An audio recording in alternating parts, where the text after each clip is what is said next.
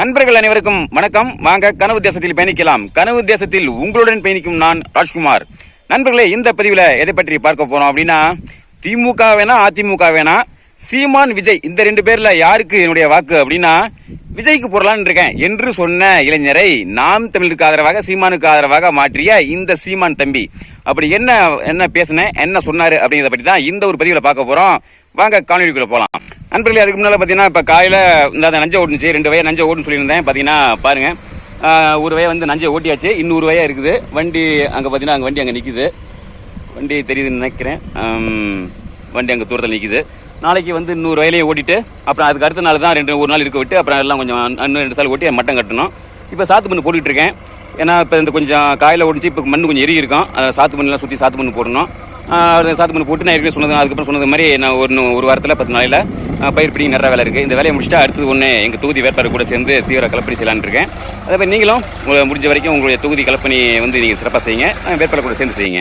நான் ஏற்கனவே ஒரு காணொலியில் சொல்லியிருந்தேன், எனது பேரூராட்சிக்கு உட்பட்ட பகுதியில் நம்ம கட்சி உறவுகளை சந்தித்து அடுத்த கட்ட நடவடிக்கைகளை என்ன எடுக்கலாம், அதாவது எந்த மாதிரியான திட்டமிடலாம், எந்த மாதிரி வியூகங்களை வகுக்கலாம், எப்படி கலப்பணி செய்யலாம் அப்படிங்கிறத பற்றி இந்த உறவுகளை சந்தித்து பேசலாம்னு இருக்கேன்னு சொல்லியிருந்தேன். சில காரணங்களாக அப்படியே தட்டி போயிருந்தது. எப்படி ஒரு வழியாக நேற்று இரவு ஒரு 7:30 மணி போல ஒரு 5-6 நமது கட்சி உறவுகளோட சேர்ந்து, எனது பேரூராட்சிக்கு உட்பட்ட அந்த உறவுகளோட சேர்ந்து என்ன பண்ணலாம், எந்த மாதிரி துண்டுரிக்கை வந்து வடிவமைக்கலாம், எப்படி கலப்பணி செய்யலாம் அப்படிங்கிறத குறித்து நான் வந்து அந்த நண்பர்கள் கூட சேர்ந்து நான் பேசினேன். இன்று இரவு வந்து இது எந்த மாதிரியான அம்சங்களை, அந்த துண்டறிக்கையில எந்த மாதிரியான அம்சங்களை மக்களை கவர்ற விதமா, அட்ராக்ட் பண்ற விதமா, அவங்க படிக்கும் போதே ஒரு கொஞ்சம் யோசிக்க வைக்கணும், அந்த மாதிரி எந்த மாதிரிலாம் வடிவமைக்கலாம் அப்படிங்கிறத பற்றி சில அம்சங்கள்லாம் வந்து நான் இன்னைக்கு யோசிச்சு சொல்றேன் அப்படின்னு இருக்கேன். விரைவில் நான் ஞாயிற்றுக்கிழமைக்குள்ள அந்த வந்து இறுதிக்கட்டமா அதை வந்து வடிவமைச்சு உடனே ஒரு 5000 துண்டறிக்கை, எனது பேரூராட்சிக்கு உட்பட்ட பகுதியில் ஒரு 5000 துண்டறிக்கையை வந்து வீடு நேரில் போய் கொடுத்து நமது கட்சிக்கு ஆதரவாக அவங்ககிட்ட பேசணும் அப்படிங்கிற மாதிரி நான் முடிவு எடுத்திருக்கோம். அதை பற்றி நான் அடுத்த பதிவில் எப்படி என்ன அந்த முன்னேற்றம் எப்படி இருக்குங்கிறத பற்றி நான் உங்கள்கிட்ட பேசுகிறேன். அதே மாதிரி நீங்களும் நீங்கள் சார்ந்த பகுதியில் நமது கட்சிக்கு ஆதரவாக அவங்க செயல்களை வந்து முன்னெடுங்க. நிச்சயம் ஒரு மிகப்பெரிய வளர்ச்சியை நோக்கி நம்ம செல்வோம். சரி நண்பர்களே, இப்போ வாங்க என்ன விஷயம் அப்படிங்கிறத பார்த்துருவோம். அதாவது பார்த்தீங்கன்னா, நம்ம தம்பியை வந்து பள்ளிக்கூடத்தில் போய் விட்டு மதியானம் போய் விட்டுட்டு வர்ற வழியில் ஒரு கரும்பு சாறு கடை, அந்த கடையில் இறங்கி சரி எப்பயுமே நம்ம வந்து இந்த அந்நிய குளிர்பானங்களை வந்து குடிக்கிறது இல்லை, கரும்பு சாறு மட்டும் குடிப்பேன். அந்த வகையில் நான் கரும்பு சாறு கடையை பார்த்த உடனே ஒரு இளைஞர், ஒரு 30 வயது தக்க ஒரு இளைஞர் தான், அங்கே இறங்கி கரும்பு சாரை குடிச்சிட்டு சரி அந்த தம்பிகிட்ட வந்து ஒரு வார்த்தை பேசுவோமே அப்படிங்கிற மாதிரி பேச ஆரம்பித்தேன். ஒரு வார்த்தை கொடுத்தேன். என்ன தம்பி, தேர்தல் வந்துட்டு இருக்கு, உங்களுடைய வாக்கு யாருக்கு அப்படிங்கிற மாதிரி கேட்டேன். தம்பி ரொம்ப சலிப்பா பேசினாப்ல. என்னன்னே போனேன், நம்ம உழைக்கிற உழைப்பு படுற பாருக்கு என்னென்ன இந்த அரசியல் என்னென்ன அப்படிங்கிற மாதிரி ரொம்ப சலிப்பா பேசினாப்ல. ஏன் தம்பி இப்படி பேசுறீங்க? சரி தம்பி, நீங்க வந்து உழைக்கிறீங்க, நம்ம வந்து உழைச்சாதான் காசு, உழைச்சாதான் நம்ம வந்து பிழைக்க முடியும். அதை தாண்டி நம்மளுடைய இந்த உழைப்புக்கு ஏற்ற ஊதியம் கிடைக்கணும் இல்லையா? இப்ப நீங்க பொழுதுனிக்கு நீங்க உழைக்கிறீங்க, கரும்பு இந்த ஜூஸ் வந்து பழச்சாறு போட்டு குடிக்கிறீங்க, இதுக்கு ஏற்ற ஊதியம் நீங்க வந்து பொழுதுனிக்கு வேர்வெல்லாம் வந்து வடிஞ்சு இந்த அளவுக்கு உழைக்கிறீங்க, அப்ப அதுக்கு ஏற்ற ஊதியம், அந்த மதிப்பு மரியாதை வேணும் இல்லையா அப்படிங்கிற மாதிரி நான் கேட்டேன். ஆமாண்ணே, அது வேணுமா, உண்மை தானே அப்படிங்கிற மாதிரி சொன்னாப்ல. சரி தம்பி, இப்போ வந்து இந்த தேர்தலுக்கு 25 நாள் தான் இருக்கு, இப்போ யாருக்கு நீங்க ஓட்டு போடலான்னு இருக்கீங்க, என்ன உங்களுடைய அரசியல் புரிதல் எப்படி இருக்கு, நீங்க சொல்றதை வச்சு நான் கொஞ்சம் என்ன எப்படி உங்களுடைய அரசியல் புரிதல் எப்படி அப்படிங்கிறத பாக்குறேன் அப்படிங்கிற மாதிரி சொல்லியிருந்தேன். தம்பி என்ன சொன்னாப்ல, இல்லைண்ணே நான் வந்து திமுக வேணாம் அதிமுக வேணாம், புதுசா யாராவது ஒருத்தருக்கு போடணுண்ணே அப்படின்னு சொன்னாப்ல. சரி, புதுசா யாரு, திமுக வேணாம் அதிமுக வேணாம், மீதி இருக்கிறது 2 பேர், விஜய் சீமான், இந்த 2 பேர்ல யாருக்கு தம்பி நீங்க போடலான்னு சொல்லிட்டு முடிவு பண்ணிருக்கீங்க, நீங்க சொல்லுங்க பாப்பா, உங்களுடைய அரசியல் புரிதல் எந்த அளவுக்கு நீங்க புரிஞ்சு வச்சிருக்கீங்க, அரசியல புரிஞ்சு வச்சிருக்கீங்க அப்படிங்கிற மாதிரி நான் பாக்குறேன் அப்படிங்கிற மாதிரி சொல்லியிருந்தேன். ஏன்னா இன்னைக்கு பிறப்பு முதல் இறப்பு வரை அனைத்தையும் தீர்மானிப்பது அரசியல் தான் அப்படிங்கிறத புரிதல் நமக்கு நாம் தமிழ்ச்சியில் உள்ளவங்களுக்கு இருக்கு. அப்ப தம்பி அப்படியே கொஞ்சம் மலிப்பி கிளப்பி கொஞ்சம் இழுத்து விஜய்க்கு போடலான்னு இருக்கனே அப்படின்னு சொன்னாப்ல. என்ன தம்பி, என்ன உங்களுடைய அரசியல் புரிதல் இவ்வளவுதானா, என்ன விஜய்க்குன்னு சொல்றீங்க? அதாவது அதுக்கப்புறம் நான் கேட்ட கேள்வி, தம்பி உங்களுக்கு வந்து திருமணம் ஆயிடுச்சு அப்படின்னு கேட்டேன். எனக்கு திருமணம் ஆயிடுச்சு, ஒரு பையன் இருக்காங்க அப்படின்னு சொன்னாப்ல. சரி தம்பி, இப்ப நீங்க போடுற ஓட்டு, அதுக்கு முன்னாடி ஒரு வார்த்தை சொன்னேன், முக்கியமான ஒரு வார்த்தை இதுதான். சரி தம்பி, இப்ப இன்னைக்கு வந்து நம்ம கடவுள் நம்பிக்கை உள்ளவங்க தான் நம்ம தமிழ்நாட்டில் ஒரு 95% பேர், 3/4 பேர் இருக்காங்க, நிறைய பேர் 90% பேர் இருக்காங்க.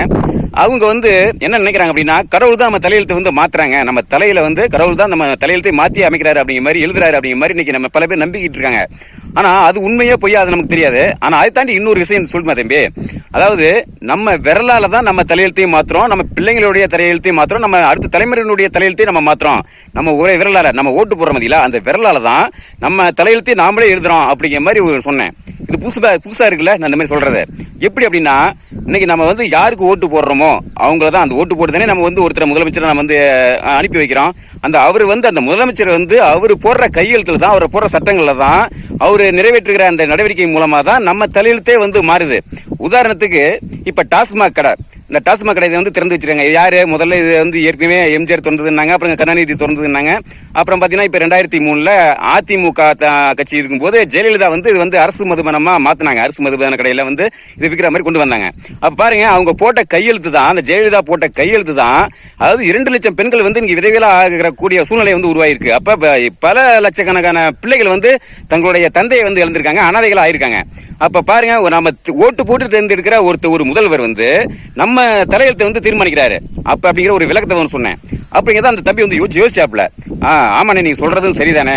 அப்ப இந்த இடத்துல வந்து அந்த தம்பிக்கு நான் சொல்லி புரிய வச்சது என்னன்னா, நம்ம ஓட்டு போடுற, நம்ம யாருக்கு ஓட்டு போடுறோமோ, அதாவது கொள்கை ரொம்ப ரொம்ப முக்கியம் அப்படிங்கிறது தான். இன்னைக்கு விஜய்க்கு வந்து ஒரு கொள்கையே கிடையாது. இன்னைக்கு பாருங்க, 41 பேர் இது வரைக்கும் கட்சி ஆரம்பிச்சு இது வரைக்கும் பாத்தீங்கன்னா ஒரு 54 பேர் வந்து இறந்திருக்காங்க. கட்சி தொடங்கின பிறகு விஜயால 54 பேர் உயிரை இழந்திருக்காங்க. அப்ப இன்னைக்கு சீமான் பாருங்க, அனைத்து உயிர்களுக்குமான அரசியல், பெண்களுக்கு பாதுகாப்பு, இந்த சாரை மதுக்கடையை ஒழிப்பேன், அடுத்த தலைமுறைக்கான வாழ்க்கை, நல்வாழ்க்கை, இயற்கை, சுற்றுச்சூழல் இதெல்லாம் பாதுகாக்கிறது, விவசாயத்தை பாதுகாக்கிறது. அது மட்டும் இல்லாம இப்ப நீங்க கரும்பு பழச்சாறு கடை போட்டுருக்கீங்க. சீமான் அவர்கள் தான் சொல்லியிருக்காங்க, நான் வந்து அந்நிய குளிர்பானங்களுக்கு தடை விதிப்பேன், இந்த கரும்பு சாறு, இளநீர் இதுக்கு தான் வந்து நான் முக்கியத்துவம் கொடுப்பேன், இதுக்கு வந்து ஆதரவு கொடுப்பேன் அப்படிங்கிற மாதிரி சொல்லி இருப்பாங்க. அப்ப இவரு ஆட்சி வரும்போது உங்களுடைய வாழ்க்கை வந்து நல்லா இருக்கும் அப்படிங்கிற மாதிரி சொல்லி கொஞ்சம் புரிய வச்சேன். நான் சொன்ன இவ்வளவு நேரம் கிட்டத்தட்ட ஒரு 10 நிமிஷத்துக்கு மேல நான் பேசினேன். இதெல்லாம் பேசினதுக்கு அப்புறம் தம்பிக்கு வந்து ஒரு தெளிவு வந்துட்டு, சரிண்ணே அந்த தடவை சீமானுக்கே போறேன் அப்படிங்கிற மாதிரி சொன்னாப்ல. அதுக்கப்புறம் கடைசியா, சரி தம்பி, நீங்க போறதோட இல்லாம உங்க குடும்பத்தில் உள்ளவங்களையும் போட வைங்க, உங்க நண்பர்கள்ட்ட தெரிஞ்சவங்க எல்லாத்தையுமே பேசுங்க. ஏன்னா இன்னைக்கு ஒரே வாய்ப்பு நாம் தமிழ் கட்சி சீமான் தான். ஏன்னா நீங்க ஓட்டு போட்டா இந்த தடவை வந்துருவாருன்னு சொல்ல முடியாது. ஏன்னா இன்னைக்கு அந்த அளவுக்கு அரசியல் சூழ்நிலை களம் அப்படிங்கிறது இன்னைக்கு வித்தியாசமா இருக்கு. இன்னைக்கு நீங்க ஓட்டு போடுங்க, நிச்சயம் வந்து இந்த தேர்தலில் ஒரு மிகப்பெரிய வளர்ச்சி, அடுத்து 2031 ஆட்சி அப்படிங்கிற அளவுக்கு இன்னைக்கு வரும். ஏன்னா இன்னைக்கு ஒரு தென்னங்கண்ணை வந்து வச்சிட்டோம்னா குறைஞ்சது ஒரு 5 வருஷம் ஆகும் பலன் தர்றதுக்கு. அதனால வச்சுட்டு ஒரு 2-3 வருஷத்துலயே பலன் தரலையே, இதுக்கு தண்ணி ஊத்திட்டு இருக்குமா, இதை போய் பராமரிக்கணுமா, என்னடா அப்படிங்கிற மாதிரிலாம் நம்ம சலிச்சுட்டு போக போறது கிடையாது. அது பலன் தர்ற வரைக்கும் நம்ம வந்து எப்பயுமே தண்ணி ஊத்திட்டு இருப்போம், அது கவனிச்சிட்டு இருப்போம். அது மாதிரி தான் இந்த தேர்தலில் ஒரு கட்சி வந்து தொடங்கினா கிட்டத்தட்ட திமுக கட்சி தொடங்கி 17-18 வருஷம் ஆட்சி வர்றதுக்கு. அப்ப நாம் தமிழ்ச்சி இப்ப 15-16 வருஷம் ஆகுது. அப்ப இன்னொரு 5 வருஷம் கூட எடுக்கும் ஆட்சி வர்றதுக்கு. அப்ப நீங்க வந்து நம்பிக்கையா இந்த தடவை ஜெயிக்கிற, இந்த தடவை வந்து வெல்றாங்க தூக்குறாங்க தேவையில்ல, இந்த தடவை நீங்க வந்து நீங்க மாறணும், நீங்க நாம் தமிழ்ச்சிக்கு ஆதரவு வாக்கு செலுத்தணும் அப்படிங்கிற மாதிரிலாம் கடைசியில ஒரு வார்த்தையை சொல்லிட்டு கிளம்பி போனேன். சரிண்ணே அப்படின்னாப்ல கிளம்பி கொஞ்சம் தூரம் போனேன். நான் இந்த இருசக்கர வாகனம் ஓட்டும் போது பாத்தீங்கன்னா அந்த ஸ்டாண்டை ஒவ்வொரு சமயம் எடுக்க மறந்துடுவேன். கொஞ்சம் தூரம் போன உடனே என்ன கூப்பிட்டு, அண்ணே ஸ்டாண்டை எடுத்துட்டு போங்கண்ணே அப்படின்னு சொன்னாப்ல. அப்ப பார்த்தேன், கவனிச்சேன். அப்ப உடனே அந்த தம்பியை கேட்டேன், ஏன் தம்பி என்னை வந்து ஏன் தம்பி ஸ்டாண்ட் எடுக்க சொன்னீங்க அப்படின்ட்டு கேட்டேன். இல்லைண்ணே கீழே விழுந்துருவீங்க அப்படின்னு சொன்னாப்ல. ஆமா தம்பி, இப்ப நீங்க மேல உள்ள அக்கறையினால தான் நான் கீழே விழுந்துருவேன் அப்படிங்கறனால தான் நீங்க வந்து ஸ்டாண்ட் எடுக்க சொன்னீங்க. இதே ஒரு அக்கறையில தான் தம்பி நானும் உங்ககிட்ட சந்திச்சு இந்த மாதிரி அரசியல் சூழ்நிலை இருக்கு, இந்த கட்சி வந்தா நல்லா இருக்கும், இந்த கட்சி இந்த மாதிரி அப்படிங்கிற மாதிரி, அதனாலதான் உங்களுக்கு நான் விளக்கம் கொடுத்துட்டு இருக்கேன். சில பேர் சொல்லுவாங்க, ஏன் இதை பத்தி பேசுறீங்க அப்படிங்கிற சொல்லுவாங்க.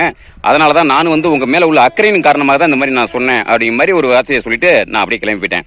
இதான் நண்பர்களே, இந்த மாதிரி நம்ம விஜய் ரசிகர்களா இருந்தாலும் சரி, யாரா இருந்தாலும் சரி, கொஞ்சம் தனிப்பட்ட முறையில் பேசணும் அப்படின்னா நிச்சயம் ஒரு மாற்றம் வரும். ஏன்னா திடீர்னு எல்லாத்தையும் பேசி ஒரே சமயத்தில் மாற்றிட முடியாது. கொஞ்சம் கொஞ்சமாக தான் வந்து படிப்பையாக தான் நம்ம மாற்ற முடியும். அந்த வகையில் சிறு பணிகளை நம்மளுடைய முயற்சி அப்படிங்கிறது இந்த தேர்தலுக்கு மட்டும் இல்லை, அடுத்து வரக்கூடிய 2029 2031 தேர்தலை நோக்கின ஒரு முயற்சியாகவும் இருக்கணும். அந்த வகையில் எனக்கு இந்த சிறு முயற்சியை நான் பார்க்குறேன். அதை நான் வெற்றி அடிச்சுட்டு தான் நான் நினைக்கிறேன். இதே மாதிரி வரும் நாட்களில் நமது நாம் தமிழுடைய வளர்ச்சிக்காக நிச்சயம் வந்து நம்ம கலப்பணி செய்வோம், போராடுவோம். சரி நண்பர்களே, இந்த ஒரு மாலை வேளையில இந்த பதிவு வந்து உங்களோட பகிர்ந்து கொண்டதில் மிக்க மகிழ்ச்சி. மீண்டும் அடுத்த ஒரு பதிவு சந்திப்போம். நன்றி, வணக்கம்.